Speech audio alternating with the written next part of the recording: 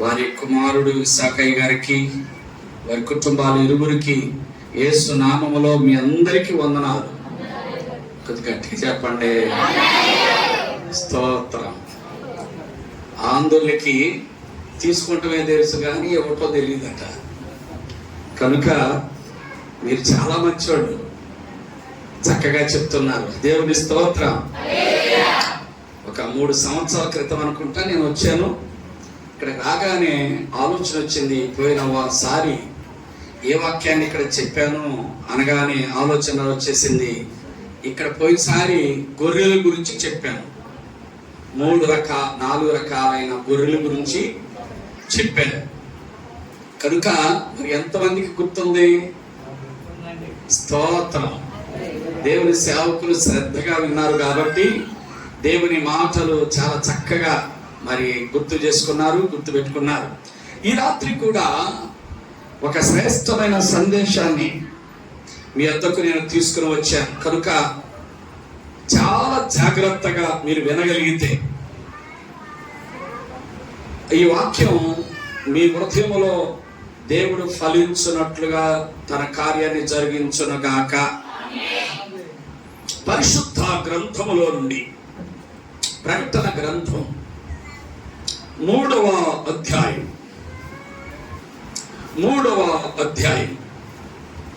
8వ వచనంలో ఒక చిన్న మాట చదువుతాను.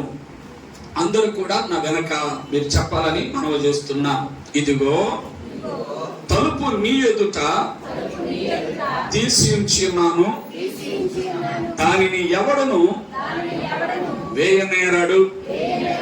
మరొకసారి, ఇదిగో తలుపు నీ ఎదుట తీసి ఉంచున్నాను, దానిని ఎవడును వేయనేరడు.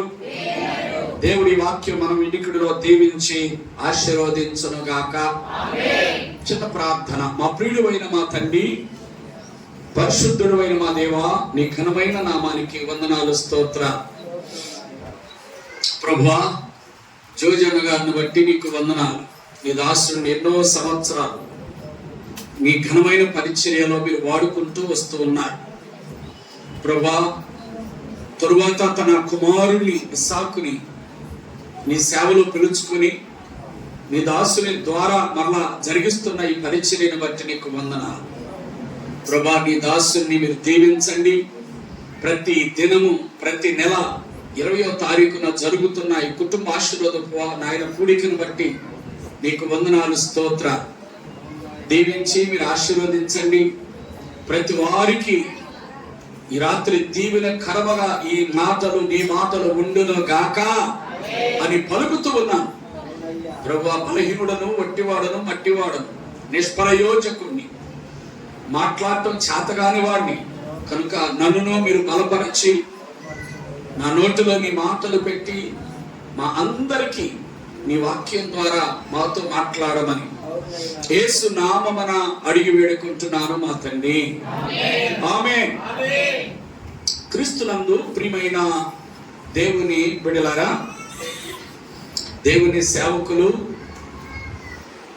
జోజన్న గారు నాకు గత 30 సంవత్సరాల నుండి ఆయా ప్రాంతాలకు వారు వస్తున్నప్పుడు డోర్ తీసుకొని పాట పాడుతూ సాక్ష్యాలు చెప్తున్నప్పుడు చాలా సంతోషించేవాడిని. కనుక మరి వారి సంఘములో నేను కూడా ప్రభు నామ మహిమార్థమై దేవుని వాక్యాన్ని చెప్పటానికి దేవుడు నాకు అనుగ్రహించిన ఈ గొప్ప ఆధిక్యతను బట్టి నేను దేవుణ్ణి స్తుతిస్తూ ఉన్నాను. స్తోత్రం. చేతులున్న వారందరూ ఎత్తి, నోరున్న వారందరూ కూడా ప్రభు స్తోత్రం. ఈ రాత్రి కొంచెం సమయం ఎక్కువైనా జాగ్రత్తగా మీరు వినండి. నేను ఎక్కువ వాక్యాలు కూడా చూపించను. శ్రేష్టమైన ఒక సత్యాన్ని ఈ రాత్రి మీకు బయలుపరిచి నేను వెళ్ళాలని ఆశతో వచ్చాను. వాస్తవంగా శనివారం ఎక్కువ మంది మా సంఘానికి వస్తారు. ప్రతి శనివారం, బుధవారం వస్తారు. ఎక్కడికి వెళ్ళను, కానీ తప్పదు అనుకుంటే వస్తారు. మా పాస్టమ్మ గారే వాక్యం చెప్తారు బాగా. కనుక వారికి అప్పగించి నేను ఈ స్థలానికి రావటం జరిగింది. ఎందుకంటే జోజన్న గారు అంటే నాకు ఇష్టం కాబట్టి వారి ప్రేమను కాదనలేక, ఈరోజు జనాలలో కూడా వాక్యం అందించాలి కానీ నేను వర్షం వల్ల నేను రావట్లేదయ్యా అని చెప్పేశాను. కనుక ఇక్కడికి రావటానికి దేవుడు తన కృపను దయచేశాడు. హల్లెలూయా. దేవుని వాక్యం ప్రకటన గ్రంథం చాలా విశిష్టమైన గ్రంథం. దీనిని భక్తుడైన యోహాను చేత దేవుడు వ్రాయించాడు. యేసు ప్రభు వారికి 12 మంది శిష్యులు. ఆ 12 మందిలో అతి చిన్నవాడైనటువంటి యోహాను, అందరికంటే చిన్నవాడు, దేవునికి లేక యేసు ప్రభు వారికి అతి సన్నిహితుడు యోహాను. దేవునిని ఎక్కువగా ప్రేమించిన వాడు, దేవుని చేత అంతకంటే ఎక్కువగా ప్రేమించబడిన వాడు. స్తోత్రం. యోహాను దేవుణ్ణి ఎక్కువగా ప్రేమించేవాడు. అలాగే యేసు ప్రభు కూడా యోహాను ఎక్కువగా తన స్థానం తర్వాత యోహానుకి ఆ స్థానాన్ని ఇచ్చాడు. అందుకనే తల్లి గురించి అంటాడు, యోహాను ఇదిగో నీ తల్లి అన్నాడు. ఎవరికి తన సొంత తమ్ముళ్ళు ఉన్నారు, అయినా కానీ వాళ్ళకి అప్పచెప్పాలా? పెద్దవాడుగా తన కర్తవ్యాన్ని నిర్వర్తించాలి కాబట్టి తన తర్వాత స్థానాన్ని యోహానుకి ఇచ్చాడు. అంతగా ప్రేమించాడు. రెండవది, అందరూ హతసాక్షులు అయ్యారు కానీ నిండు వృద్ధాప్య దశ వరకు వచ్చి చనిపోయిన వ్యక్తి ఎవరైనా ఉన్నారు అంటే అతడు భక్తుడైన యోహాను. స్తోత్రం. దేవుని కొరకు ఈయనకు కూడా కష్టాలు రాలేదా? వచ్చాయి. ఈయనను కూడా తీసుకుని వెళ్ళి ఏం చేశారంటే గంగారాలో నూనె పోసి బాగా కాసి నూనెలో వేశారు. బాగా కాసిన నూనెలో మనిషిని ఏమైపోతాడు చెప్పండి? చికెన్ 65 అయిపోయి ఎగినట్టు ఎగుతాడు. అది చెప్పాలా మీరు? పకోడీలాగా. కానీ చల్లటి నీళ్ళలో తిరిగినట్లుగా తిరిగాడు. తరువాత రెండవది, అక్కడి నుంచి తీసేసి ఒక భయంకరమైన పాములు ఉన్న లేక శవాలతో నింపబడిన ఒక బావిలో వేశారు. ఒక ప్రక్క మురిగిపోయిన శవాలతో ఉన్న బావిని, రెండోది ఆ బావిలో అనేకమైన విష కీటకాలు, సర్పాలు, విష జంతువులు ఉన్న బావిలో ఈయన వేసి కొన్ని రోజులు మూత పెట్టేశారు. యోహానుని మూత పెట్టారు. అయినా చావలా. ఆ యొక్క వాస్తవంగా ఆ సర్పాలు కాటు చేత తినబడి చచ్చిపోవాలి. రెండవది, ఆ వాసనను తట్టుకోలేక చచ్చిపోతారు. కానీ యోహాను బ్రతికాడు. స్తోత్రం చెప్పండి. మూడోది, ఆయన ఏం చేశారంటే కుర్చీలో కూర్చోబెట్టి కరెంట్ షాక్ ఇచ్చారు. అయినా చచ్చిపోలా. అప్పుడు నీరో చక్రవర్తి అనబడినటువంటి రోమా చక్రవర్తి ఆయన ఏం చేశాడంటే ఈయనను తీసుకెళ్లి పద్మస్ దీవి అనబడినటువంటి సముద్రం మధ్యలో ఒక దీవిలా ఉంటది. ఇప్పుడు భవానీ దీపం ఉంది కదా, ఐలాండ్ లాగా. ఎవరి చుట్టూ కూడా నది, మధ్యలో దీపం ఎలాగుందో అక్కడ చుట్టూ సముద్రము, మధ్యలో ఒక దీవి. ఆ దీవిలో పడేశారు. తీసుకెళ్లి అక్కడ వదిలేశారు. అక్కడ నరసంచారం ఉండదు, ఎవరు పలకరించేవారు ఉండరు, ఎవరు ఆదరించేవారు ఉండరు, ఎక్కడ భోజనం దొరికేది ఉండదు. అక్కడ ఒంటరితనంగా వాడే చచ్చిపోతానే అని తీసుకెళ్లి వదిలేశారు. వదిలేస్తే అక్కడికి వెళ్ళిన తర్వాత ఆత్మవశుడుగా మార్చబడ్డాడు. ప్రార్థన చేయటం మొదలు పెట్టాడు. ఆత్మ అతన్ని సంధించింది. ఆత్మ వశంలోనికి తీసుకుని వెళ్ళిపోయి జరుగుతున్న సంగతులు, జరిగిపోయిన సంగతులు, జరగబోయే సంగతులను దేవుడు చూపించి వ్రాయించిన వ్యక్తి పరిశుద్ధాత్మ దేవుడు. అదే ప్రకటన గ్రంథం. ఇంకొక మాట చెప్పాలంటే ఆది కాండం సృష్టి ఆరంభాల గురించి వ్రాస్తాడు. ప్రకటన గ్రంథం ఆ సృష్టి అంతమును గురించి వ్రాస్తాడు. కనుక ఈ ప్రకటన గ్రంథంలో 3 భాగాలు ఉన్నాయి. ఒకటో అధ్యాయం అంతా కూడా జరిగిపోయిన విషయాలు. 2-3 అధ్యాయాలు జరుగుతున్న విషయాలు. 4వ అధ్యాయం నుండి 22వ అధ్యాయం వరకు జరగబోయే విషయాలను దేవుడు వ్రాయించి పెట్టాడు అక్కడ. స్తోత్రం. జరిగిపోయిన విషయాలు, జరుగుతున్న విషయాలు, జరగబోయే విషయాలు. ఇప్పుడు మనం చదువుకున్నది ఏంటంటే జరుగుతున్న విషయాలు. సంఘాల గురించి వ్రాసాడు, సంఘాల గురించి వ్రాసాడు. 7 సంఘాల గురించి వ్రాసాడు, 7 సంఘాల గురించి వ్రాసాడు. ఆ సంఘములో ఒక సంఘము, ఏ సంఘం అంటే ఫిలదెల్ఫియా సంఘం. స్తోత్రం. ఆ సంఘాల గురించి దేవుడు చెప్తున్నాడు. దేవుడు ఏ రీతిగా సంఘం ఉండాలని కోరుకున్నాడో, ఏ రీతిగా సంఘము పరిశుద్ధంగా బ్రతకాలని కోరుకున్నాడో ఆ రీతిగా సంఘం ఉంది. స్తోత్రం. ఆ సంఘములో దేవుడు వ్రాయించిన ఒక్క మాట మీతో ఈ రాత్రి చెప్తాను. ఆయన ఎవరంటే, ఇదిగో నేను నీ ఎదుట తలుపు తీసి ఉంచి ఉన్నాను, దానిని ఎవ్వడు కూడా. అది స్తోత్రం. మన దేవుడు ఎవరో తెలుసా?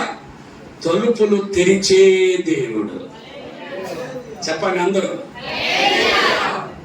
మీరు ఎప్పుడు నేను చెయ్యెత్తినా మీరందరూ చేతులు ఎత్తి స్తోత్రం చెప్పాలి. ఎందుకు చెప్పాలి స్తోత్రం?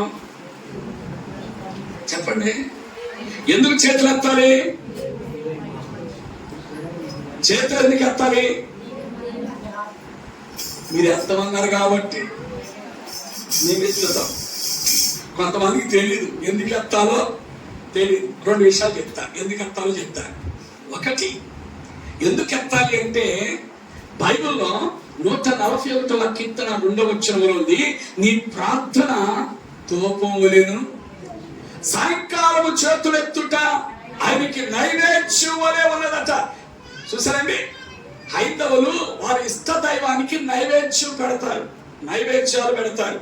నైవేద్యం పెడితే తన ఇష్ట దైవం ఎంత సంతోషపడుతుందని మురిసిపోతారో, మనం చేతులెత్తి స్తోత్రం ప్రభువా అని చెప్తారట, అంతకంటే దేవునికి సంతోషం అంట. ఇంకా బొలుపులు ఎలాగదా?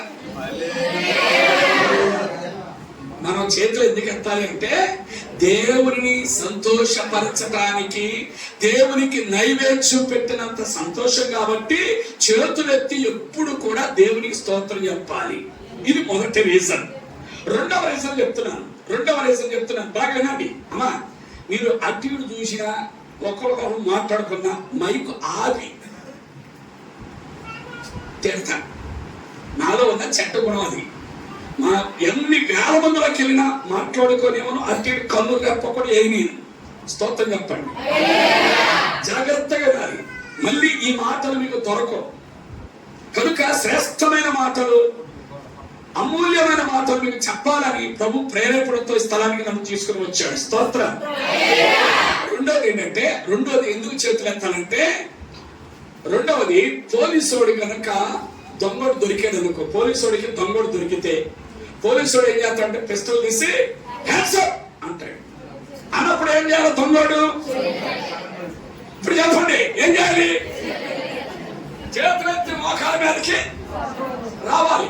అంటే దాని అర్థం ఏంటి? చెప్పండి, దాని అర్థం ఏంటి? బాబు నేను సరెండర్ అయిపోతున్నాను, నీకు లోబడిపోతున్నాను, ఇక నేను ఏమి చెయ్యను అన్నట్టు. ఇప్పుడు దేవునికి చేతులెత్తితే ఏమన్నట్టు? ఇప్పుడు చెప్పండి, ప్రభువా నీకు నేను సరెండర్ అయిపోతున్నాను, నీకు లోబడిపోతున్నాను అన్నట్టుగా మనం చేతులెత్తి స్తోత్రం చెప్పాలి. 2 కారణాలు చెప్పా, చాలా చెప్పొచ్చు, అది నా అంశం కాదు ఇప్పుడు. 2 ప్రాముఖ్యమైనవి. ఒకటి, దేవునికి సంతోషం కలగజేయడానికి చేతులెత్తి స్తోత్రం చెప్పాలి. కొంతమంది చేతులు తీసుకురారు, ఇంటికాడ పెడతారు. చేతులు ఎక్కడ ఉపయోగిస్తారు తెలుసా? తోడుకోళ్ళ పోటాడుకుని మూతులు పెట్టి కొడుతారు. అత్తగోళ్ళ పోటాడుకునేటప్పుడు మూతులు పెట్టి. చెప్పండి, చేతులు అక్కడ ఉపయోగిస్తారు కాబట్టి గుళ్ళో తీసుకున్నారు. చేతులు ఎత్తారు, చప్పట్లు కొట్టరు. కొంతమంది ఎట్టా కూర్చుంటారు బుద్ధుల్లాగా. చేతులు తెచ్చినాడు స్తోత్రం చెప్పండి. ఇప్పుడు ఇప్పుడు అసలైన సబ్జెక్ట్ లోకి వస్తున్నాం, చాలా జాగ్రత్తగా. స్తోత్రం. ప్రభు అంటున్నాడు, నేను నీ కొరకు తలుపులు తెరిచా, దానిని ఎవ్వడు వేయనేరడు. ఆయన తెరిచిన తలుపులు ఎవరు మూయలేరు, ఆయన మూస్తే ఎవరు కూడా తీయలేరు. స్తోత్రం. ఆయన తెరిస్తే ఎవరు చెప్పండి మూయలేరు. ప్రియమైన దేవుని బిడ్డలారా, నోవహు కాలంలో దేవుడు ఆకాశ తూములు తెరిచాడు. ఆకాశ తూములు తెరిచాడు. 40 పగళ్ళు 40 రాత్రులు ప్రచండమైన వర్షం. ఎవడు ఆపలేకపోయాడు. ఎవడు కూడా ఆపలేకపోయాడు. ఎవడు ఆపలేని స్థితిలో ఉన్నాడు. ఆయన మూస్తే ఎవడు కూడా చెప్పండి ఎవడు కూడా తీయలేడు. స్తోత్రం.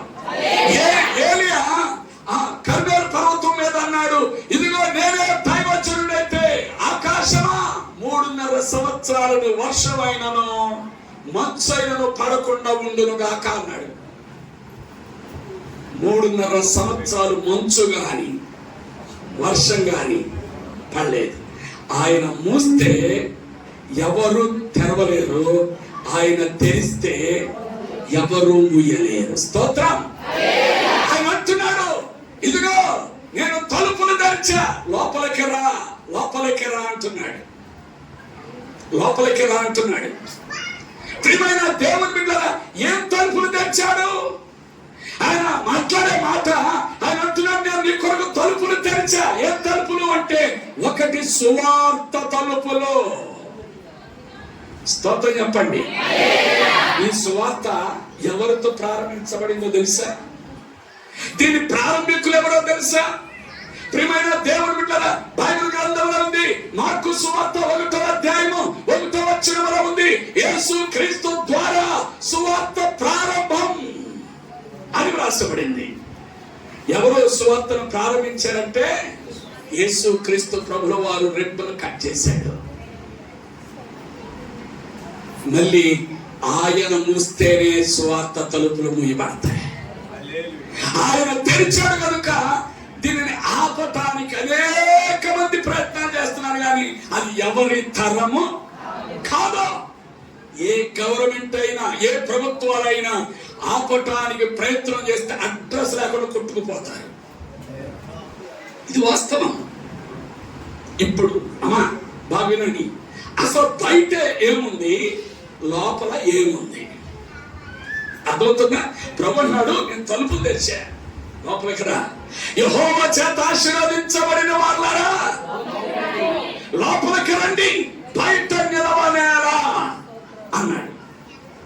బయట ఏముంది, లోపల ఏముంది, ఇది మనం తెలుసుకోవాలి.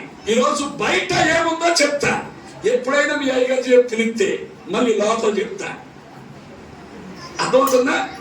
ఈరోజు ఒక్క పాయింటే మీకు చెప్తాను, ఒక్క పాయింటే చెప్తాను. కనుక అసలు బయట ఏముంది, అసలు ఎందుకని ప్రభు తలుపులు తెచ్చాడు, ఎందుకు లోపలికి రమ్మని పిలుస్తున్నాడు, తన ప్రజలను ప్రేమతో ఆహ్వానిస్తున్నాడు. ప్రియమైన దేవుని బిడ్డలారా, ప్రభు యొక్క ఉద్దేశం ఏంటి, బయట ఎవరున్నారు, ఏముంది అసలు, అది మనం ఆలోచన చేయాలి.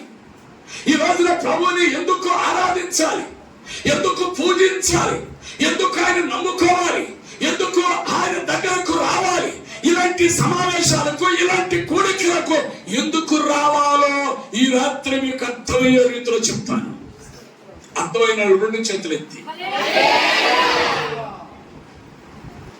లోపల చెప్పండి, లోపల బయట. ఇంకొక మాట చెప్పాలంటే బయట లోపల.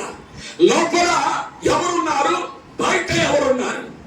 బయట సాతానుడు ఉన్నాడు. బయట ఎవరున్నారు? సాతానుడు ఉన్నాడు. లోపల ఎవరున్నారు? ప్రభువైన యేసు క్రీస్తు ప్రభుల వారు ఉన్నారు. ఆయన అంటున్నాడు, లోపలికి రా, యెహోవా చేత ఆశీర్వదించబడిన వాళ్ళరా లోపలికి రండి, లోపలికి రండి అంటున్నాడు. కానీ మనం లోపలికి వెళ్ళటానికి ఇష్టపడతారా? అందరూ కూడా ఈనాటి సమాజము, ఈనాటి సంఘాలు, ఈనాటి సమావేశాలు, అనేక మంది బిడ్డలు ఎలాగున్నారంటే లోపల ఉన్న వ్యక్తితో సహవాసం చేయటానికి ఇష్టపడట్లా. అంత బయటే ఉంటున్నాం. బయట ఏముందంటే లోకం ఉంది, బయట ఏముందంటే సాతానుడున్నాడు, బయట ఏముందంటే ప్రియమైన దేవుని బిడ్డలారా, బయట ఏముందంటే వెలుపట ఏముందో చూపిస్తాం చూడండి. ప్రకటన గ్రంథం 22వ అధ్యాయం 15వ వచనం. కుక్కలను, మాంత్రికులను, వ్యభిచారులను, నరహంతకులను, విగ్రహారాధికులు, అబద్ధమును ప్రేమించి జరిగించు ప్రతి ఒక్కడును. ఇప్పుడు చెప్పండి, ఎక్కడ ఉంటారట? ఎవరెవరు ఉంటారు? కుక్కలు, మాంత్రికులు, వ్యభిచారులు, నరహంతకులు, విగ్రహారాధికులు, అబద్ధికులు అందరూ ఎక్కడుంటారు? వెలుపట అంటే బయట. అమ్మా వింటున్నారా? బయట ఉంటారు. అంటే అక్కడ ఏముంటుందంటే ఏడ్పును, పండ్లు కొరుకుతాయో ఉండను. ఇంకొక మాట చెప్పనా? మీకు అర్థమయ్యే భాషలో చెప్తాను. బయట ఏముంటదంటే బయట ఉన్న వారందరూ కూడా అగ్నిగుండములో ఉంటారు. బాగా బయట ఎవరుంటారు తెలుసా? అగ్నిగుండములో ఉండేవారు ఉంటారు, లేక యమగుండములో ఉండేవారు ఉంటారు, నరకములో ఉండేవారు ఉంటారు. అది అసలు ఈ నరకం ఎలా ఉంటుంది? నరకములో ఎన్ని గుంపుల వారు ఉంటారు, నరకములో ఎన్ని చూసారండి, నరకములో ఉండే పద్ధతులు ఎన్ని రకాలు ఉంటారో ఈ రాత్రి మనం తెలుసుకుందాం. హల్లెలూయా. చాలా మంది రక్షించబడిన తర్వాత వెనక్కి వెళ్ళిపోతున్నారు, విశ్వాసంలో తగ్గిపోతున్నారు. దేవుని మీద ఉన్న ప్రేమ ఏమైపోతుంది చెప్పండి? ఏమైపోతుంది? తగ్గిపోతుంది. ప్రార్థన తగ్గిపోతుంది, విశ్వాసం తగ్గిపోతుంది. ప్రియమైన దేవుని ద్వారా దేవునికి లోబడే తత్వం, దేవునికి భయపడే ఆలోచన తగ్గిపోతుంది. కారణం ఏంటంటే బయట సాతానుడు ఉన్నాడు. నీవు లోపలికి వెళ్ళటానికి ఇష్టమలేదు, నీవు దేవునితో సహవాసం చేయటం ఇష్టమలేదు, దేవునితో సాంగత్యం చేయటం ఇష్టమలేదు, దేవునిచ్చే మేలును పొందుకుంటానికి సాతానికి ఇష్టమలేక అసలు నీ లోపలికి వెళ్ళనీయకుండా చేస్తున్నాడు. ఈ రోజున దేవుని వాక్యం నీతో మాట్లాడుతుంది. బయట ఉన్నవారు ఎవరు అంటే అబద్ధమును ప్రేమించి దానిని జరిగించే ప్రతి ఒక్కరూ వెళ్ళిపోతూ ఉంటారట. ఏం జరిగించేవాళ్ళు? అబద్ధమును ప్రేమించి దాన్ని జరిగించేవాళ్ళు. మీ అందరినీ ఒక ప్రశ్న అయినా అయ్యా మేము ప్రశ్న వేస్తున్నాం బాగేనండి. గత నెలలో జూన్ నెలలో 1వ తారీఖు నుండి 30వ తారీఖు వరకు 31వ తారీఖు నుండి 30వ తారీఖు వరకు ఒక్క అబద్ధం కూడా నేను మాట్లాడలేదు బ్రదర్, ఒక్క సినిమా కూడా నేను చూడలేదు బ్రదర్ అన్నవాళ్ళు చేయొద్దండి. రేపు దండ తీసుకొచ్చి మీ అయ్యగారి దగ్గరికి వచ్చి దండ వేస్తా మీకు.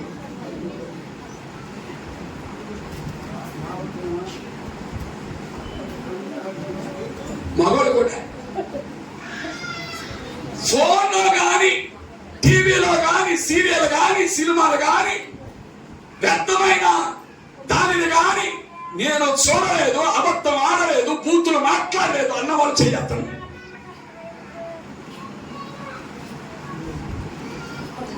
ఇప్పుడు ఉన్న బ్యాచ్ అంతా ఎక్కడికి వెళ్తారు చెప్పండి. ఇప్పుడు అర్థమవుతుందా? మనం అనుకున్న క్రైస్తవులండి, ఎవరు మీరు? క్రైస్తవులండి, ప్రార్థన చేసుకుంటున్నామండి. నోరు తెరిస్తే అబద్ధం, నోరు తెరిస్తే బూతులు. గుళ్ళో గుండ్రంగుంటాం, బయటికి వెళ్తే బల్ల పరుపు. గుళ్ళోనేమో కుందేలు పిల్లలాగుంటాం, బయటికి వెళ్తే పంది పిల్లలాగుంటాం. గుళ్ళో ఉన్నప్పుడేమో ఏమండి ఆ దేవదూతలు కూడా మీ ముందు దిగదుడిపే అన్నట్టు ఉంటాం. దేవదూతలు, అమ్మో కొడుదలో ఉన్న దేవదూతలన్నీ ఇక్కడే ఉన్నాయి. అన్నట్టుకుంటారు. ఆ సోమవారం నుంచి శనివారం దాకా దెయ్యానికి చెల్లెల్లాగా ఉంటారు. ప్రార్థనే, బూతులే, ప్రార్థనే, అబద్ధాలే, ప్రార్థనే, సినిమాలే, ప్రార్థనే. చిన్న పెళ్లి కూతురు చూడటం సీరియల్ చూడటారు, బూతులు ఆడతారు, అబద్ధాలు చెప్తారు, తాళంలో నీళ్లు పడతారు, మంచాకాయ కింద పుచ్చొక్కాయలు పెడతారు, వడ్డీలకి ఎత్తారు. మళ్ళీ ఆ గుళ్ళోకి వచ్చి అంటారు పరిశుద్ధ ప్రభువా పరదూత లైనానే వారే పదయారా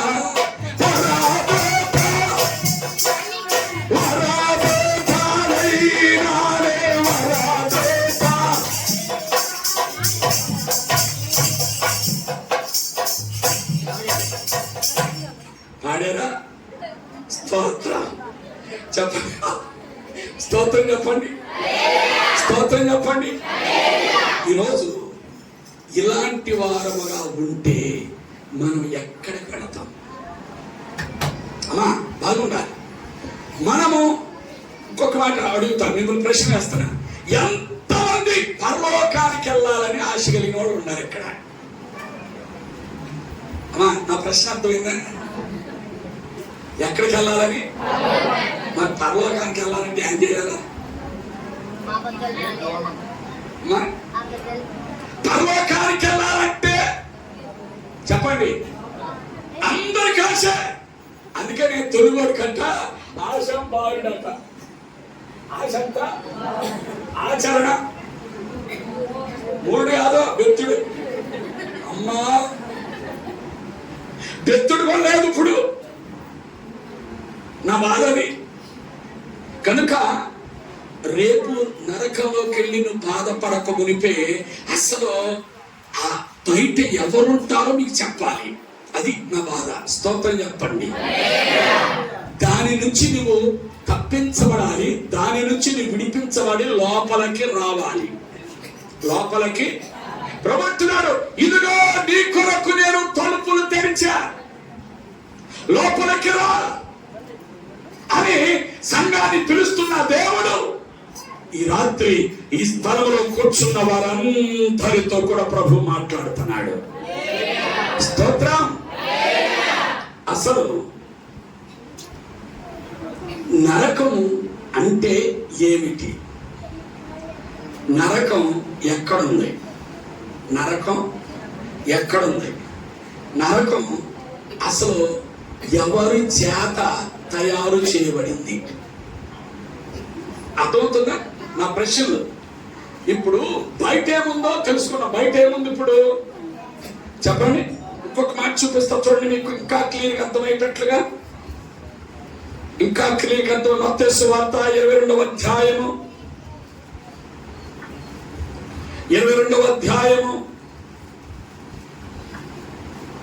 30వ వచనం. మరియు పనికిమాలిన దాసుని వెలుపటి చీకటిలోనికి త్రోసివేయుడి, ఏడ్పును పండ్లు కొరుకుటయు ఉండెనని ఆయన చెప్తున్నాడు. స్తోత్రం చెప్పండి. దేవుని స్తోత్రం. 22:12. మీకు ఇంకా కావాలంటే 25వ అధ్యాయము 30వ వచనంలో కూడా చక్కగా ఉంటది. వెలుపట అని ఉంటది. బయట చూసారండి. వెలుపట అంటే బయట ఏముంది అని అడిగితే ఏమండి? అగ్నిగుండం ఉంది. చెప్పండి అందరూ. దాని నుంచి మనం తప్పించబడాలి. మనం ఏ భక్తి చేసినా, ఏ ప్రార్థన చేసినా, ఏ దేవాలయానికి వెళ్ళినా, ఒక పెద్ద అన్నాడు, భక్తి ఎందుకురా అంటే ముక్తి కోసం అన్నాడు. భక్తి దేనికి చెప్పాలి అందరూ? అక్కాయ్ ఇటు చూడమ్మా. భక్తి దేనికి? ముక్తి కోసం. ముక్తిలోనికి వెళ్ళలేదనుకో, మనం పాడిన 30 సంవత్సరాల నుంచి పాడిన పాటలు, 30 సంవత్సరాల నుంచి డోలు కొట్టిన డోలు, 30 సంవత్సరాల నుంచి సాక్ష్యాలు చెప్పిన, ఈరోజు వ్యర్థమైన భక్తి చేస్తున్నామా, నిజమైన భక్తి చేస్తున్నామో మనం తెలుసుకోవాలి. చెప్పనా వద్దా? స్తోత్రం చెప్పండి. దేవుని స్తోత్రం. ప్రియమైన దేవుని బిడ్డలారా, ఇది మనం తెలుసుకోవాలి. దేవుడు ఈ లోకానికి రావటానికి, ఆ కల్వరి సిలువలో మరణించటానికి, సిలువ వేయబడటానికి, రక్తాన్ని చిందించటానికి కారణం ఏమిటంటే వెలుపట ఉన్న మనలను లోపలికి తీసుకువెళ్ళటానికే ఆయన ఈ లోకానికి జగద్రక్షకుడుగా ఈ లోకానికి వచ్చాడు. స్తోత్రం. అగ్నిగుండ పాలవుతున్న మనలను ఈ కులం ఆ కులం అని కాకుండా, ఈ దేశం ఆ దేశం అని లేకుండా, ఈ మతం ఆ మతం అని కాకుండా అందరినీ కూడా తన వైపుకు మలుచుకుంటానికి, అగ్నిగుండంలో వెళ్ళిపోతున్న మానవాళిని విడిపించటానికి, రక్షించటానికి పరలోకములో నుండి భూమి మీదకి మానవుడుగా, నరవతారుడుగా భూమి మీదకి ప్రభుత్వకి వచ్చాడు. స్తోత్రం. దేవుడట ఆదాము అవ్వలను కలుగజేశాడు. అమ్మా బాగానండి. దేవుడు ఎవరిని కలుగజేశాడు? ఆదాము అవ్వలను కలుగజేశాడు. ఆదాము అవ్వలను కలుగజేసి ఏదేను నా మాట వినండి, ఇదిగో ఈ తోట మధ్యలో ఒక చెట్టు వేశాను, ఆ చెట్టు మాత్రము, చెట్టు ఫలం మాత్రం మీరు తినొద్దు, అన్నిటిని మీరు తినండి అన్నాడు. ఇప్పుడు ఒక ప్రశ్న మీ అందరికీ. అపవాది ఏదోను తోటలోకి ఆదాము దగ్గరకు మొదటగా వచ్చాడా, అవ్వ దగ్గరికి మొదటగా వచ్చాడా? బాగా నా ప్రశ్న అర్థమవుతుందా మీకు? ఏదేను వనములో ఆదాము అవ్వలు ఉన్నారు కదా, అవ్వ దగ్గరికి దేవుడు మొదటగా వచ్చాడా, ఆదాము దగ్గరికి మొదటగా వచ్చాడా? సాతానుడు ఎవరి దగ్గరికి వచ్చాడు? మీరందరూ పప్పులు కాలేశారు. ఎవరి దగ్గరికి వచ్చారు చూపిస్తా చూడండి. వాక్యమే తేటగా రాయబడింది. తిమోతి రాసిన మొదటి పత్రిక 2వ అధ్యాయము 14వ వచనం, 191వ పేజీ, కొత్త నిబంధన 191వ పేజీ. అమ్మా సరిగా చదువు. 2వ అధ్యాయము 14వ వచనం. నువ్వేం చదువుతున్నా తల్లే? అసలు మీకు తిమోతి రాసిన మొదటి పత్రిక 2వ అధ్యాయము 14వ వచనం. అందరూ నాతో కలిసి మాట చెప్పండి. మరియు ఆదాము. అమ్మా నోరులు ఎంతమందికి ఉన్నాయా? మోగోలు ఎవరు ఉన్నారా? డమ్ము నై అనే బ్యాచ్ ఎవరు ఉందా? అందరు పండుగ చెప్పరేటి వాక్యం చెప్తా. ఏమైంది? అందరూ నాతో చెప్పండి. స్తోత్రం. మరియు ఆదాము మోసపరచబడలేదు గాని స్త్రీ మోసపరచబడి అపరాధములో పడెను. ఇప్పుడు మొదటగా ఎవరి దగ్గరకు వచ్చింది? ఇప్పుడు చెప్పండి. మరి ఇందాక ఆదాము అవ్వన్నారే.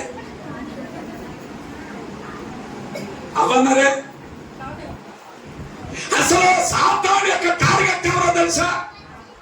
అవ్వగాదు. కారణం ఏంటంటే దేవుని చేత తయారు చేయబడిన వ్యక్తి ఎవరు? మొట్టమొదటిగా ఆదాము దగ్గర నుండి వచ్చింది. కానీ మొట్టమొదటిగా ఆదామును దేవుడు తయారు చేశాడు. ఆదాముకు ముద్దు పేరు పెట్టుకున్నాడు తెలుసా? ఆదాముకు దేవుడు ఏ పేరు పెట్టుకున్నాడు? ముద్దు పేరు పెట్టుకున్నాడు. లోకాసు వార్త పేరు చూపిస్తా చూడండి. లోకాసు వార్తలో చాలా చక్కగా దేవుడు వ్రాయించాడు. 3వ అధ్యాయము 38వ వచనం చివరి భాగం. ఆదాము దేవునికి కుమారుడు. ఆదాముకి దేవుడు ఏం పేరు పెట్టుకున్నాడు? నా కుమారుడు. దేవుని కుమారుడు అని పేరు పెట్టుకున్నాడు. ఇప్పుడు సాతాను యొక్క టార్గెట్ ఎవరి మీద? ఇప్పుడు చెప్పారు అందరూ. అవ్వ కాదు, ఆదామే. ఇప్పుడు సాతానుడు ఏదేను వనములో ఎవరికి దగ్గరకు వచ్చాడో ముందు మళ్ళీ అవ్వ అన్నారు. ఆదాము చెప్పండి. వాక్యాధారం చూపించందుకని మీకు ఆదాము దగ్గరకు వచ్చాడు, అవ్వ దగ్గరికి రావా. ఆదాము ఛాన్స్ ఇవ్వలేదు కనుక హోమ్ మినిస్టర్ని పట్టుకున్నాడు. ఇంట్లో హోమ్ మినిస్టర్లు ఎవరు? మీరే. ఆడవాళ్ళందరూ హోమ్ మినిస్టర్లు ఇంట్లో. ఎంత పెద్దోడైనా సరే సైకిల్తో కింద కూర్చోబెడతారు మీరు, అవునా కదా? ఆడవాళ్ళ మాట ఏ పెద్దోడైనా భర్తలు వింటారేనరా? చెప్పరండమ్మా, వింటారు. ఇది వాస్తవం. మీరు అవునన్నా కాదన్నా. స్తోత్రం. ఆదాము దగ్గరకు వచ్చాడట సాతాను. వస్తే ఆదామునుడే, నేను ప్రభువు దగ్గర 100 సంవత్సరాల బట్టి ఉన్నాను, ఏనాడు కూడా నువ్వు నాకు కనబడలేదే. నువ్వు నన్ను వచ్చి ఇదిగో లేనిపోయిన మాటలు చెప్తావని అన్నాడట. 100 సంవత్సరాల దగ్గరికి ఆదాము దగ్గరికి సాతాను వచ్చాడు. సాతానుడి మాట ఆదాము వినలేదు. అంటే మోసపరచబడలేదు. అవ్వ మోసపరచబడింది, తినవద్దన్న పండు తింది. తరువాత లోకములోనికి పాపము వచ్చింది. ఆ పాపము ద్వారా నిత్య నరకములోనికి వచ్చింది. అమ్మా వింటున్నారా? నరకం ఎవరి కొరకు తయారు చేయబడింది అని అడిగితే అపవాదికి తయారు చేయబడింది. అపవాదికి దాని అనుచరులకు దేవుడు నరకాన్ని తయారు చేశాడు. బాగినాలి. మత్తయి సువార్త 25వ అధ్యాయం 41వ వచనం. 25వ అధ్యాయం మత్తయి సువార్త 25వ అధ్యాయము 41వ వచనంలో ఏముందంటే, శపించబడిన వారులారా నన్ను విడచి అపవాదికి వాని దూతలకు సిద్ధపరచబడిన, అపవాదికి వాని దూతలకు సిద్ధపరచబడిన.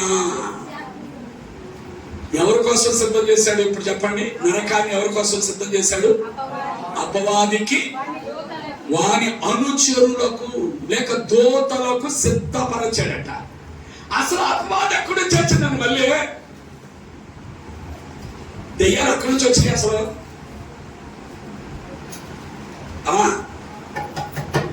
అందరు ఇక్కడే ఉన్నారా? ఉన్నా అన్న వాళ్ళందరూ స్తోత్రం చెప్పండి. లేదయ్యా ఇంటికి వెళ్ళి వచ్చి అప్పుడప్పుడు వెళ్ళి వస్తాం అన్న వాళ్ళు స్తోత్రం చెప్పండి. స్తోత్రం. అందరు ఇక్కడే ఉన్నాను ఒక గంట సేపు, తర్వాత వెళ్ళిపోతాను. స్తోత్రం. అపవాది ఎలా వచ్చింది అసలు? దీని పుట్టిక అక్కడ. అపవాది పుట్టిక అక్కడ. అపవాదిగా ఎప్పుడు మారింది? అపవాది దాని యొక్క కార్యాలు ఏమిటి అసలు? ఈ రోజున ప్రతి ఇంటిలో దెయ్యాలు ఉన్నాయండి. ప్రతి ఇంటిలో చెప్పండి. ఆడోళ్ళకేమో మగ దెయ్యాలు పడతాయి, మగోళ్ళకేమో ఆడదయ్యాలు బట్టి కొప్పలు కొల్లేరు చేసేస్తుంది. ఒక్కొక్క ఇంటిలో పుట్టు దెయ్యాలు ఉన్నాయి.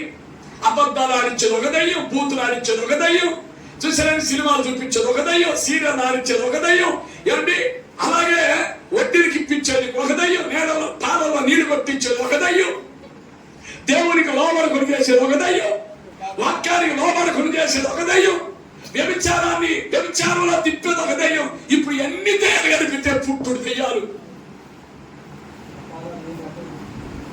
ప్రతి ఇంటిలో కూడా దయ్యాలు కొంపైపోయింది ఈ రోజున.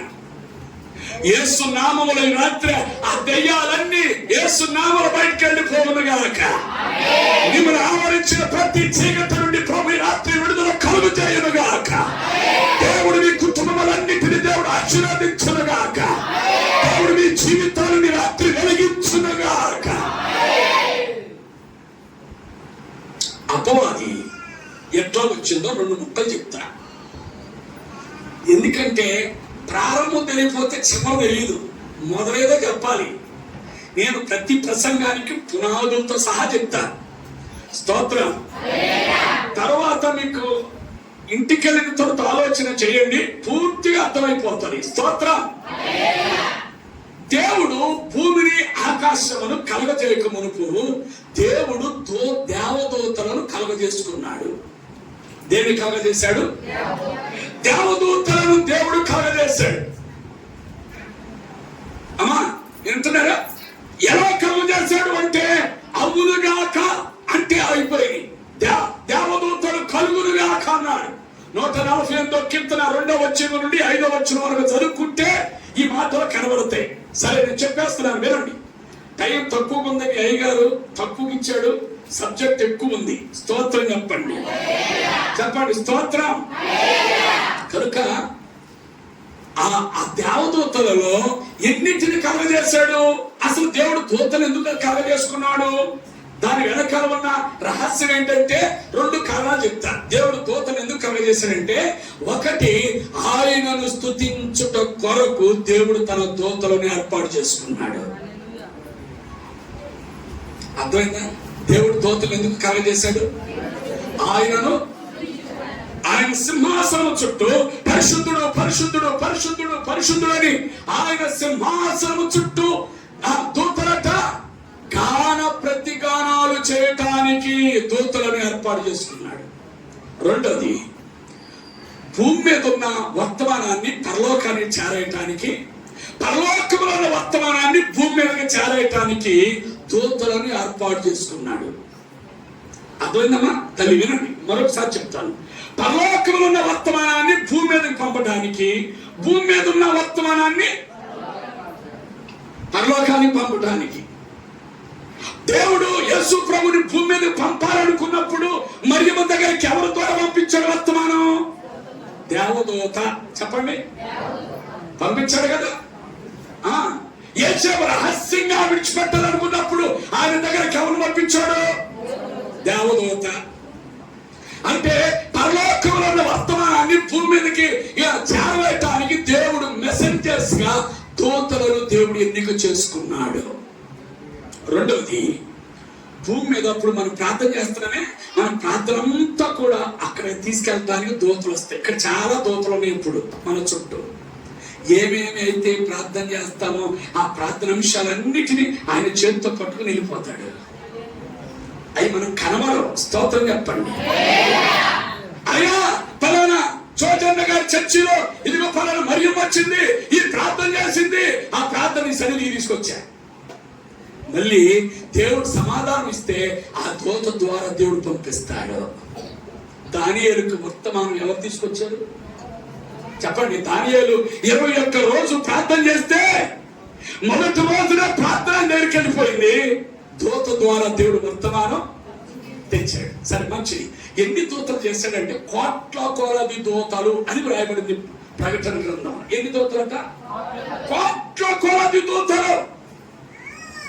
వాటిలో కొన్ని పేర్లు పెట్టాడు. లూసిఫర్, గాబ్రియల్, మిఖాయేల్, సెరూపులు, కెరూపులు అన్నాడు. మిగతాటిని దూతలు అన్నాడు కదా. వీటిలో ప్రధానమైన దూత ఏదంటే లూసిఫర్. ప్రధానమైన దూత ఎవరమ్మా? లూసిఫర్. ఆ లూసిఫర్ కి యేసు దేవుని తరువాత స్థానాన్ని ఇచ్చాడు. అంటే ఉప ముఖ్యమంత్రి పదవి ఇచ్చాడు. ముఖ్యమంత్రి దేవుడైతే చెప్పండి, ఉప ముఖ్యమంత్రి లూసిఫర్. లూసిఫర్ దేవుని స్థానం తర్వాత స్థానాన్ని ఇచ్చాడు. నేను అక్కడికన్నా వెళ్ళినప్పుడు నువ్వు చూసుకో అన్నట్టుగా ఈ లూసిఫర్ అంట అసలు దేవునితోనే సమానంగా చేసుకోవాలి. అంటే దీని అర్థం ఏంటంటే కొంచెం పెత్తనెత్తి నెత్తికెత్తారంటారే శాస్త్రం ఉంది. సంఘంలో ఎవరికైనా కొంచెం పెత్తనెత్తే అసలు పాస్టర్గానే దొక్కేసుకునే పాస్టర్లు అయితే బాగుండు అన్నట్టు ఉంటారే కొంతమంది. ఆ టైపు లూసిఫర్. దేవునితోనే సమానుడిగా చేసుకోవాలని ఆలోచన చేసి తన వైపుకి అనేకమైన దూతల్ని పార్టీలో చేసుకుంది. ఈ ఆలోచన గమనించిన దేవుడు కిందకు నెట్టేశాడు. కిందకు పడగానే అది సాతానుగా మారిపోయింది. అమ్మా అర్థమైందా? ఇప్పుడు సాతాను ఎక్కడి నుంచి వచ్చింది? సాతాను కూడా 1-2 కొన్ని కోట్ల దూతలు వచ్చాయి. కోట్ల దూతలు. వాటన్నిటికీ హెడ్ అంటే లూసిఫర్. అర్థమైందా? కనుక అవి కిందకు దోసేసేటప్పుడు దేవునితో ఒక ప్రమాణం చేశాడట. ఏమన్నా తెలుసా? యుద్ధం జరిగింది దేవునికి సాతానికి. నువ్వు కిందకు తోసేస్తున్నావు కదా, భూమి మీద మనుషులు సృష్టిస్తా, ఆ మనుషుని పాడు చేస్తా, ఆ మనుషుని ఆ వైపు లాక్కుంటా, అప్పుడు నీ ఎవరు తెలుస్తా అని సాతానుడు దేవునితో యుద్ధం చేసి భూమి మీదకి వచ్చాడు. ఎట్లా అంటే ఇంకా మీకు అర్థమయ్యే భాషలో చెప్తా. 2 తోడుకోళ్ళకి తగద వచ్చింది అనుకో. ఎవరికమ్మా? తోడుకోళ్ళు అంటే అర్థమైందా? అన్నదమ్ముల భార్యలు ఏమంటారు ఇక్కడ? తోడుకోళ్ళగా. స్తోత్రం, హల్లెలూయా. ఒక ఆమె బలగా ఉంది, ఒక ఆమె పక్క చిక్కిన, ఇద్దరికి పోట్లాడితే తల్లుకుంటే ఎవరు గెలుస్తారు చెప్పండి? బలం కలిగిన వ్యక్తి గెలుతుంది, బక్కగా ఉన్న వ్యక్తిని కొట్టేస్తుంది. తన్నులు తిన్నానికి కాము కూర్చుంటుందా చెప్పండి? కూర్చోదు. దేని మీద పెడుతుంది? కోడి మీద పెట్టు, కుక్క మీద పెట్టు. ఈ మధ్య కరోనాలో ఒక ఆమె పెడుతుంది, కోడి పెట్ట మీద పెట్టు అంటుంది. అబ్బో, ఈ కోడి పెట్టుకు ముడ్డు తిప్పుడు ఎక్కువైందేమో, దీనికి సోకులు ఎక్కువైపోయింది, దీనికి కరోనా రాను అని తెస్తుంది. దేన్ని పట్టుకుని? ఎవరిని తెస్తుంది? తోడుకోవాలని తెస్తుంది. డైరెక్ట్ తిట్టిందానికి రెండో వరుస పడుతుంది, రెండో రౌండ్. మరి అందుకనే ఎవరి మీద పెట్టింది అది. ఇప్పుడు సాధారణ డైరెక్ట్ గా ఆయన మీద పోట్లాడాక ఇప్పుడు ఎవరి మీద పెడుతున్నాడు? మన మీద పెట్టి ఆడుకుంటున్నాడు. ఇప్పుడు అర్థమైంది కదా? స్తోత్రం చెప్పండి. ఇప్పుడు దేవుడు సాతానికి వాని అనుచరులకు నరకాన్ని సిద్ధపరిచాడు, మన కోసం కాదు. ఇప్పుడు మనం ఎవరైపోయామంటే సాతాను అనుచరులుగా మారిపోయాం. వాడు బూతులు ఆడమంటే ఆడతాం, వాడు సినిమా చూడమని చూస్తాం, వాడు సీరియల్ చూడమని చూస్తాం, వాడు అబద్ధాలు ఆడమంటే ఆడతాం, వాడు పోకిరి మాటలు మాట్లాడమంటే మాట్లాడతాం, సరసాలు మాట్లాడమంటే మాట్లాడతాం, వ్యభిచారం చేయమని చేస్తాం. అవునా కదా? ఇప్పుడు ఇంత చేతులు ఎత్తలేదుగా. ఏమన్నా సినిమాలు చూసిన వాళ్ళు అందరూ చేతులు ఎత్తాడు, సినిమాలు చూడని వాళ్ళు చేతులు ఎత్తండి అంటే ఒకరు ఎత్తారా? అబద్ధాలు ఆడిన వాళ్ళు చేతులు ఎత్తండి ఎత్తారా? అంటే అందరూ ఎవరి పిల్లలు ఇప్పుడు చెప్పండి. ఇప్పుడు అందరికీ దేవుడు ఏం పెట్టాడు? అపవాదికి వారి అనుచరులకు నరకముంది, దానిని తప్పించుకుంటానికి మనం ఈ భక్తి చెయ్యాలి. ఈ కూడికలు దేనికోసం అంటే సరదా కోసం కాదు. ఈ కూడికలు ఎందుకోసం అంటే మత వ్యాప్తి చేయడానికి కోసం కాదు. ఈ కూడికలు ఎందుకోసం అంటే రూపాయి సంపాదించడానికి అయిగా జేబులు వేసుకుంటే కాదు. మిమ్మలను నరకములోనికి వెళ్లకుండా తప్పించటానికి దేవుడు ఏర్పాటు చేసిన ఆశీర్వాద కూడికిని. అర్థమైన వాళ్ళందరూ ఇప్పుడు అసలైన పాయింట్ వచ్చా. టైం ఎంత చెప్పాలా? స్తోత్రం చెప్పండి. 9:10 అయిపోయింది. ఇంకేంది? ఇంట్రడక్షన్ లో ఉన్నప్పుడు స్తోత్రం చెప్పండి. అసలైన సబ్జెక్టులకు ఇప్పుడు వచ్చా. బాబా అగాధవద్ద చెప్పే ఉపద్ఘాతం ఎందుకని అన్నట్టు ఉంది. స్తోత్రం చెప్పండి. స్తోత్రం. సరే, వివరించను గాని చెప్పుకుంటూ వెళ్ళిపోతాను. అసలు నరకం ఎక్కడుంది, దీనిలో ఏముంది, నరకములో ఉండే విభాగాలు ఎన్ని, ఇవి మనకు తెలియాలి. ప్రియమైన దేవుని బిడ్డలారా, పరలోకం పైన ఉంది. పరలోకం భూమి మీద మనం ఉన్నాం. భూమి క్రింద నరకం ఉంది. భూగోళం ఉంది, గుండ్రంగా బంతిలా ఉంటుందే. తెచ్చేవాళ్ళు మర్చిపోయి వచ్చేయాల, లేకపోతే మీకు అన్ని ఆధారాలతో చూపించేవాడిని. ఆ బంతిలా ఉంటుందే, ఆ బంతి కింద ఏముందో తెలుసా? బగ బగ బగ మండే అగ్నిగుండం ఉంది. అగ్ని ఆరదు, పురుగు చావదు. అది ప్రియమైన దేవుని బిడ్డలారా, బైబిల్లో క్లియర్ గా రాయబడింది. ఆ సామెతలో 15:24 ఉంది, క్రిందనున్న పాతాళమును తప్పించుకొనవలెనని బుద్ధిమంతుడు పరమునకు పోవు జీవ మార్గమున నడుచుకొను. స్తోత్రం. పైన పరలోకం ఉంది, భూమి మీద మనం ఉన్నాం. నువ్వు పడుకుంటున్నావే, నీ మంచం కిందే ఉంది. ఈ మధ్య రష్యా సైంటిస్టులు అసలు భూమి అడుగుని ఏముందో పరిశీలన చేసి ఒక భయంకరమైనటువంటి చూసారు మిషనరీ తీసుకొచ్చి భూమిని దువ్వారట. కావాలంటే టీవీ 9 లో ఉంది, మీరు కావాలని చూడండి. రష్యా వాళ్ళు త్రవ్విన సంఘటన 13-15 కిలోమీటర్ల కిందకి వెళ్ళారట. కిందకి వెళ్ళేసరికి మిషన్లు కాలిపోతుంటే మళ్ళీ తీస్తున్నారు, మళ్ళీ వేస్తున్నారు. వాడు సెటస్కోప్ ద్వారా చూస్తున్నప్పుడు లోపల నుంచట అగ్నిగోళము కనబడిందట. అగ్నిగోళములో నుంచి సౌండ్ వస్తుందట. ప్రియమైన దేవుని బిడ్డలారా, వారు ఈ మధ్య కనుగొని అనేకమైన టీవీ ఛానల్స్ కి ఇచ్చారు, కింద అగ్నిగుండం ఉంది అని. కానీ మన బైబిల్ చెప్తుంది కొన్ని వేల సంవత్సరాల క్రితమే అగ్నిగుండము భూమి క్రింద ఉంది అని. దీనిని తప్పించుకోకపోతే నీవు ఏ భక్తి చేసినా వ్యర్థమే. మనము ఈ భక్తి దేనికోసం అంటే ముక్తి కోసం. చెప్పండి అయ్యా, దేనికోసం? పరలోకానికి వెళ్ళటానికి భక్తి చేస్తున్నాం, అంతేగాని నరకానికి వెళ్తారయ్యా అన్నవాళ్ళు ఉన్నారు ఇక్కడ? చెప్పండి, ఉన్నారా? లేరు. కనుక అక్కడ ఏముంటది అని అడిగితే ప్రియమైన దేవుని బిడ్డలారా, వేదనకరమైన స్థలం. మీరు ఒక మాట అనొచ్చు, అయ్యా అగ్నిగుండం ఏముంది, ఎప్పుడు తెలుసు, ఎక్కడ ఉందో ఎవరికి తెలుసు అంటే ఎవరు చూసి వచ్చాడా, నువ్వు చూసి వచ్చావా అని అడుగుతారు. బైబిల్లో ఒక ఆయన చూసి వచ్చినా రాశాడు. స్తోత్రం చెప్పండి. ఆయన పేరే ప్రభు అయిన యేసు క్రీస్తు. చూసారండి, ఆయన భూలోకంలోకి వచ్చి చక్కగా ఒక నిజ సంఘటన చూచి రాశాడు. లోక సువార్త 16వ అధ్యాయం 19వ వచనంలో రాయబడింది. ఒక ధనవంతుడు ఉండెను, ఒక పేద లాజరు ఉన్నాడు. వారిద్దరు వారి యొక్క చూసారండి యాత్రలు ముగించుకొని చనిపోయిన తరువాత ఒక వ్యక్తి ఏమో పరలోకానికి వెళ్ళాడు, ఒక వ్యక్తి ఏమో పాతాళానికి వెళ్ళాడని రాయబడింది. మానవ బ్రతుకండి అమ్మా బాగినండి, మానవ బ్రతుకు చాలా అల్పమైంది. ఏ రోజు మన తొడుగు ఊడిపోతుందో. మా ఊర్లో పోయిన వారం శుక్రవారం మా తమ్ముడు కుమారుడు చాలా బలాఢ్యుడు, నాకంటే జానుడెత్తు ఉంటాడు. 29 ఏళ్ళు, 29 ఏళ్ళు కుర్రాడు. డెంగ్యూ జ్వరం వచ్చింది 2 రోజుల క్రితం. 3వ రోజు చచ్చిపోయాడు.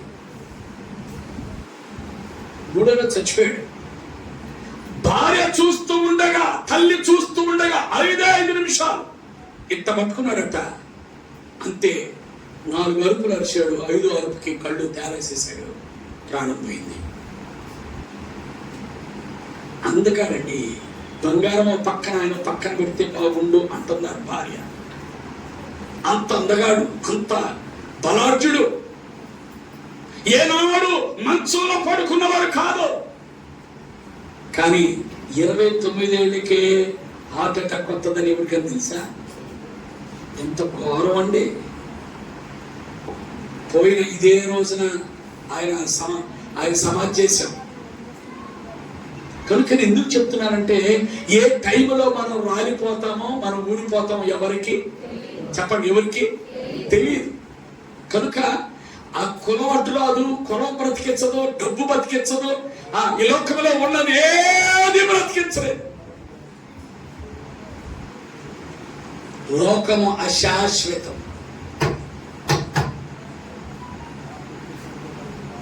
జీవితంలో అమ్మా ఒక మాట చెప్పనా, ఇక్కడ కన్ను మూస్తే నరకంలో కళ్ళు తెరుస్తాం. ప్రభుని నమ్మినట్టుగా నాటకం చేస్తే, నటన జీవితం ఆడితే, సరైన భక్తి చేయకపోతే, పాపాన్ని వదిలిపెట్టకపోతే, బూతులు మానకపోతే, అబద్ధాలు మానకపోతే, సీరియల్ చూడటం మానకపోతే, సినిమాలు చూడటం మానకపోతే, నీళ్ళలో పాలలో నీళ్లు పెట్టడం మానకపోతే, పచ్చొక్కల కింద పుచ్చొక్కలు పెట్టడం మానకపోతే, వడ్డీలు గీయటం మానకపోతే, లోకంలో ఉన్న పాపాన్ని నువ్వు మానకపోతే, నువ్వు చచ్చిన రోజు నరకంలోనికి వెళ్ళిపోతావు. అక్కడ భరించలేని వేదనకరమైన స్థలం. భరించలేని వేదనకరమైన అమ్మా బాగా అందరూ చూడండి ఒకసారి, స్తోత్రం చెప్పండి. చనిపోగానే అక్కడ 4 సంఘటనలు జరుగుతాయి. చనిపోగానే నీ ముందు ఒక రూమ్ ఏర్పడిపోతుంది. ఎక్కడ? నరకంలో చెప్పండి అందరూ. అయ్యా, నరకంలో ఒక గది ఏర్పడిపోతుంది. నీ దగ్గరికి ఎవరు రారు, నువ్వు ఎవరి దగ్గరికి వెళ్ళకూడదు, వెళ్ళలేం. బైబిల్ ఆధారం ఉందా? ఉంది. చూసండి, బైబిల్లో ఆధారం ఉంది. సామెతలు 7వ అధ్యాయం ఆఖరి వచనంలో ఉంది. 7వ అధ్యాయంలో ఆఖరి వచనంలో ఈ రీతిగా వ్రాయబడింది. చూసారండి, అక్కడ ఒక మాట ఉంది. చదువుతానే ఎవరైనా, లేకపోతే నేను చదువుకోనా? 7వ అధ్యాయం సామెతల గ్రంథం 7వ అధ్యాయము 27వ వచనం. దాని ఇల్లు పాతాళమునకు పోవు మార్గము, ఆ మార్గము మరణశాలలకు. మరణశాలలు అంటే రూమ్స్ అని అర్థం. మరణశాలలు అంటే రూమ్స్. అక్కడికి వెళ్ళినాకమ్మా, నీ భర్త గాని, నీ భార్య గాని, నీ తల్లిదండ్రులు గాని, నీ అన్నదమ్ములు గాని, నిన్ను పుట్టించినోళ్ళు గాని, నీ తల్లిదండ్రులు గాని, నీ కులస్తులు గాని, నీ మతస్థులు గాని, ఈ విడుదలలో ఉన్న వాళ్ళు ఎవ్వరూ నీ దగ్గరికి రారు. నువ్వు ఎవరి దగ్గరికి వెళ్ళటానికి వీల్లేదు. అర్థమవుతుందా? ఒంటరితనం ఉంటుంది అక్కడ. ఏముంటుంది తెలుసా? ఒంటరితనం. ఆ ఒంటరితనానికి తాడు లేక, అయ్యో ఈ వేదనకరమైన స్థలానికి ఎందుకు వచ్చేనా, రేపు గుండెను బాదుకుంటావు. నిన్ను రక్షించేవారు ఎవ్వరు కూడా ఉండరు. నువ్వు అనుకోవచ్చు, అయ్యా గుండెవాళ్ళందరినీ ఒకసారి అయ్యొచ్చుకయ్యా, గంగిరెద్దులతో పోవడందరినీ ఒకసాట వేయొచ్చుకయ్యా అంటే ప్రభు అంటే అనిపించిందని అక్కడ కూడా డోకరా గ్రూపులు మొదలెత్తారని నాకు తెలుసు. ఒకసారి మొదలెత్తారు, డోకరా గ్రూపులు మొదలవుతాయి. అక్కడ కూడా ప్యాకాట్ రాయిని ప్యాకాట్ ఎత్తుకుంటారు. అందుకనే ఎవ్వరు రాని స్థలంలోనికి నిన్ను తీసుకెళ్తా. వేదనకరమైన స్థలం, బాధకరమైన స్థలం. అగ్ని ఆరదు, ఇటు చావును సావు, ఇటు బతకను. అది 3 వంతులు కృష్ణాలు పోసుకుని తగలబెట్టిన తర్వాత, తగలబడిపోయిన తర్వాత ఆమె అడగండి, అమ్మ పాతాళం బాగుందా అని అడిగేవనుకో, ఏమంటది? అయ్యా ఏదన్నేసి నన్ను చంపేయండి అయ్యా. 3 వంతులు కాలిపోయిన వ్యక్తికి ఎప్పటిదే శరీరం నరకం. అంతకంటే ఘోరమైనది పాతాళం. దాని నుండి మనం తప్పించబడాలి. ఈ ప్రార్థన దాని కొరకే. స్తోత్రం చెప్పండి. 1 ఒంటరితనం ఉండే స్థలము. నెంబర్ 2 రెండవది ఏంటో తెలుసా? ఆ బాధను తట్టుకోలేక అక్కడ ఒక్క పొట్టు కూడా తట్టుకోలేక నీళ్ల పొట్టు కోసం అంగలార్చే స్థలమట. వేసకాలం మొండు ఎండలో కోరి పని చేసి వచ్చినటువంటి వ్యక్తికి ఏమవుతుంది? దాహం అవుతుంది. ఎండలో పనిచేసేటికి ఏమవుతుంది? దాహం అయ్యి 3 రోజుల దాకా నీళ్లు దొరకలేదానికి ఎట్టుంటుందా ఆయన పరిస్థితి? చెప్పండి మా, మీకు ఇంకా అర్థమయ్యే భాష చెప్పనా? పొలాలు వేసవికాలం నెర్రలు కొట్టేస్తాయి కదా, ఆ నెర్రలు కొట్టేసినట్టుగా నాలిక అంతా బయట చాపితేనట నాలికట నెర్రలు కొట్టేసి ఉంటుందట. అప్పుడు ఒక్క బుట్టు దొరికితే ఎంత బాగుండు అని ఎదురు చూస్తామంట. దప్పికైన వాళ్ళు ఏ ఇంటికన్నా వచ్చి, అమ్మా దప్పికవుతుంది, ఏమని అడుగుతారు? నీళ్ళు ఇవ్వని. ఒక చెంబుడు, ఒక జగ్గుడు అడుగుతారా? ఒక్క బుట్టు నీళ్ళు పోయమ్మని అడుగుతారా? చెప్పండి. మరి బైబిల్ అయితే ధనవంతుడు తండ్రి అయిన అబ్రహామును చూసి అడుగుతున్నాడు, అయ్యా నీ రాజులమో పంపు. ఆయన చేతి వ్రేలుతో ఒక్క బొట్టు పడితే చాలు. భూమి మీద ఉన్నప్పుడు ఎన్ని కూల్ డ్రింక్స్ తాగాడో, ఎన్ని కొబ్బరి బండలు తాగాడో, అక్కడికి వెళ్ళాక ఒక్క బొట్టుకి మొహమాసిపోతున్నాడు. రేపు నీ గతి కూడా అంతే. ఇక్కడ లోపడకపోతే రేపు వెళ్ళిన తర్వాత అంట మాడిపోతున్నా కాలిపోతున్నా. నిన్ను ఎవడు తప్పించేవాడే? చెప్పండి. ఉండడా. నీ కులం నిన్ను రక్షించదు, నీ మతం నిన్ను రక్షించదు, నీ డబ్బు నిన్ను రక్షించదు, నీ బంధువులు, నీ బలగం, నీ పిల్లలు, నీ ఆస్తిపాస్తులు రక్షించని స్థలము ఏదైనా ఉంది అంటే అది నరకం. దాని నుండి మనం తప్పించబడాలి. మూడవది, ఒకటి ఒంటరిగా ఉండే స్థలం. నరకంలో ఏముంటాయి? ఒంటరితనం ఉంటుంది. భాగ్యాన్ని ఒంటరితనం ఉండే స్థలం. రెండు, తట్టుకోలేని దాహం ఉండే స్థలము. తట్టుకోలేని, భరించలేని దాహము ఉండే స్థలం. మూడోది ఏంటో తెలుసా? నిన్ను నీవే తిట్టుకొని నిన్ను నీవే కొట్టుకునే స్థలం అది. రేపంటావు, అక్కడికి వెళ్ళిన తర్వాత తల బాదుకునంటావు. పనికి మాలిన దాని మీరు గుళ్ళోకి వెళ్ళి కూడా నిద్రపోయావు. గుళ్ళోకి వెళ్ళి కూడా వాక్యానికి లోబడకుండా, భయపడకుండా నువ్వు వచ్చావు, ఈ స్థలానికి వచ్చావు అని నిన్ను నీవే తిట్టుకుంటావట. కొంతమంది అద్దం ముందుకెళ్ళి ఏమనుకుంటారు తెలుసా? నీ బతుకు తగలయ్యా. అమ్మగారింట్లో ఉన్నప్పుడు శాంతి లేదు, అత్తగారింటికి వచ్చినా శాంతి. నీ బతుకెందుకు ఎవరు కానీ తిట్టుకుంటారు చూసారా? అద్దం ముందు నిలబడి ఎవరు లేనప్పుడు.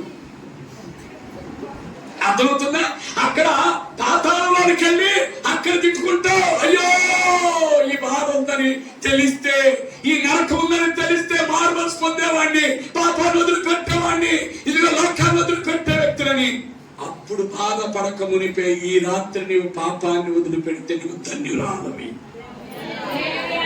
అర్థమైన వాళ్ళు గట్టిగా స్తోత్రం చెప్తారు అనుకున్నా. నాలుగది, ఇది యుగ యుగాలు తరతరాలు ఉండే స్థలం. మనిషిని చంపితే 15 ఏళ్ళు జైలు శిక్ష, యావజ్జీవ కారాగారం. అమ్మా తినండి, యావజ్జీవ కారాగారం ఎన్ని సంవత్సరాలు అంటే 15 ఏళ్ళు, బాగైతే 20 ఏళ్ళు. 20 ఏళ్ళకైనా బయటకు వస్తానని ఒక నమ్మకం ఉంటది. కానీ దీనిలోకి వెళ్ళిన వాళ్ళు బయటకు వచ్చే పని 20 ఏళ్ళైనా, 100 ఏళ్ళైనా, 1000 ఏళ్ళైనా, 2000 సంవత్సరాలైనా నువ్వు బయటకు రావు. అక్కడే అసలైన జీవితం అదే. పూర్వకాలం మన ఏరియాలో బందరు మిఠాయి అనేది ఫేమస్. ఏ మిఠాయి? షాప్కి వెళ్ళినప్పుడు అంటే, అబ్బాయి ఇది బందరు మిఠాయేనా అని అడుగుతాం. అప్పుడు ఆ మిఠాయిడు ఏం చేస్తాడంటే ఆ లడ్డూలో ఒక పొలుపు ఇరిచి చేతిలో పెడతాడు. తిను, బందరు మిఠాయి నమ్మి తెలుకొను అంటాడు. ఇరిచి పెడతాడే, అదే ఈ జీవితం. ఈ 50 ఏళ్ళు, 60 ఏళ్ళు, 70 ఏళ్ళు అసలైన జీవితం అక్కడ ఉంది. అర్థమవుతుంది బాబు? ఇంకా సిగరెట్లు మానకుండా, సొట్లు మానకుండా, తాగుడు మానకుండా, వేషధారణ మానకుండా, దేవునికి లోబడకుండా, ఎచ్చవిడిగా భయంతో, భయం లేకుండా, భక్తి లేకుండా వచ్చి తిరిగి జీవితాన్ని కొనసాగిస్తే రేపు అక్కడికి వెళ్ళి బాధపడాల్సి వస్తుంది.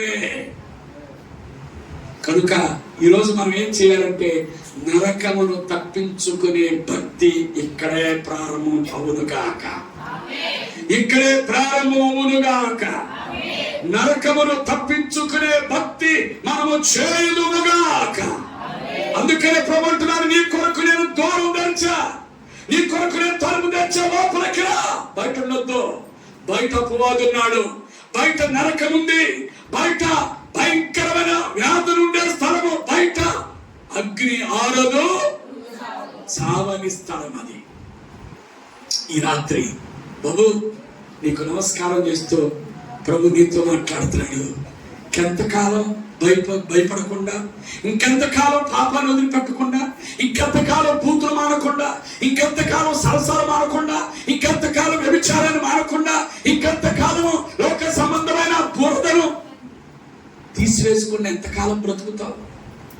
ఇదే మిక్కిలి అనుకూలమైన సమయం. ఈ రాత్రి అయినా ప్రభా ఇక నా పాప జీవితానికి స్వస్తి పలుకుతాను. నరకాన్ని గురించి ఇంత తేటగా నువ్వు చెప్పించావు, నరకాన్ని గురించి ఇంత వివరణ దాసునితో అనిపించావు. ఇక చాలు, నా పాపానికి స్వస్తి పలుకుతానని ఎవరైనా ఈ రాత్రి చెప్పగలిగితే పరలోక రాజ్యం నీ కొరకు ఎదురు చూస్తుంది. దేవుని చిత్తమై ఇంకోసారి వస్తే ఏం జరిగిందో చెప్తా, లోపలేముందో చెప్తా. కనుక టైం అయిపోయింది, నేను ముగిస్తున్నా. కనుక ప్రియమైన తల్లి, చాలా జాగ్రత్తగా వినాలి. నరకాల గురించి, బయట ఉన్న స్థితిని గురించి ఈ రాత్రి ప్రభు నీకు బయలుపరిచాడు. కనుక ఉన్నతమైన ఆశీర్వాదం ఏంటంటే నరకమును తప్పించుకుని పరలోక రాజ్యానికి చేరటమే గొప్ప ఆశీర్వాదం. స్తోత్రం. అయ్యా ఎందుకు నమ్ముకున్నావు అని అడిగితే, పిల్లలు లేకపోతే పిల్లవాడు పుడతాడనో, లేకపోతే వ్యాధి ఉంది ఆ వ్యాధి పోతుందని వచ్చేదానికంటే కూడా, అయ్యా నేను నరకమును తప్పించుకొని పరలోక రాజ్యానికి వారసుడిగా మార్చబడాలి, అందుకొరకే ప్రభు నమ్ముకున్నానని చెప్పగలిగితే, ఈ రాత్రి నా దేవుడు నీ విషయంలో సంతోషిస్తాడు, నీ విషయంలో ఆనందించే దేవుడు ఉంటాడు. కనుక ఒక్కసారి ప్రభువా ఈ రాత్రి ఆ నరకం నుంచి నన్ను తప్పించవా, ఈ రాత్రి ఆ పాపము నుండి, నీకు విరోధకరమైన పాపము ఏముందో నాలో దాని నుంచి తప్పించవా ప్రభువా అని అడుగుదామా? అందరూ మోకరించండి, ప్రార్థన చేసుకుందాం. మోకరించండి, ప్రార్థన చేసుకుందాం. ప్రతి వారు కూడా ఒక చిన్న ప్రార్థన.